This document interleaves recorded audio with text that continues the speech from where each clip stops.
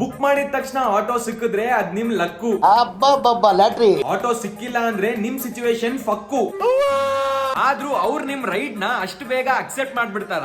No way. ಆಚೆ ಹೋಗಾಗ ಅರ್ಧ ಗಂಟೆ ಮುಂಚೆನೆ ಆಟೋ ಬುಕ್ ಮಾಡಕ್ ಶುರು ಮಾಡ್ತೀರಾ. ಒಂದೇ ಫೋನ್ ಅಲ್ಲಿ ಒಂದ್ ಆಪ್ ಅಲ್ಲಿ ಟ್ರೈ ಮಾಡಿದ್ರೆ ಅದಾಗಲ್ಲ. 2-3 ಫೋನ್ ಅಲ್ಲಿ 4 ಆಪ್ ಅಲ್ಲೂ ಟ್ರೈ ಮಾಡ್ತಾ ಇರ್ಬೇಕು. ಹತ್ರದಲ್ಲೇ ಇಷ್ಟೊಂದು ಆಟೋ ಇದ್ರು ಯಾರು ಅಕ್ಸೆಪ್ಟೇ ಮಾಡಲ್ಲ. ಅಣ್ಣ ನನ್ನ ಕೈಲಿ ಆಯ್ತಾ ಇಲ್ಲ. ಆಟೋ ಸಿಗೋಷ್ಟ್ರಲ್ಲಿ ನಾವ್ ನಡ್ಕೊಂಡೇ ಹೋಗ್ಬಿಡ್ಬಹುದು. ಟಿಪ್ ಹಾಕಿದ್ರೆ ಟಕ್ ಅಂತ ಅಕ್ಸೆಪ್ಟ್ ಆಗುತ್ತೆ. ಫೈನಲಿ ಒಂದ್ ಆಟೋ ಕನ್ಫರ್ಮ್ ಆಗುತ್ತೆ. ಖುಷಿ ಪಡೋಷ್ಟ್ರಲ್ಲೇ ಕ್ಯಾನ್ಸಲ್ ಮಾಡ್ತಾರೆ. ಆಪ್ ಅಲ್ಲೇ ಲೊಕೇಶನ್ ಹಾಕಿದ್ರು ಕಾಲ್ ಮಾಡಿ ಲೊಕೇಶನ್ ಕೇಳ್ತಾರೆ. ಬರಲ್ಲ ಅಂದ್ರು ಬರ್ತಿದ್ದೀನಿ ಅಂತ ಹೇಳಿ ಸೈಕ್ ಮಾಡ್ತಾರೆ. ನಮ್ ಲೊಕೇಶನ್ ವರ್ಗೂ ಬಂದು ಅಲ್ಲಿ ಕ್ಯಾನ್ಸಲ್ ಮಾಡ್ತಾರೆ.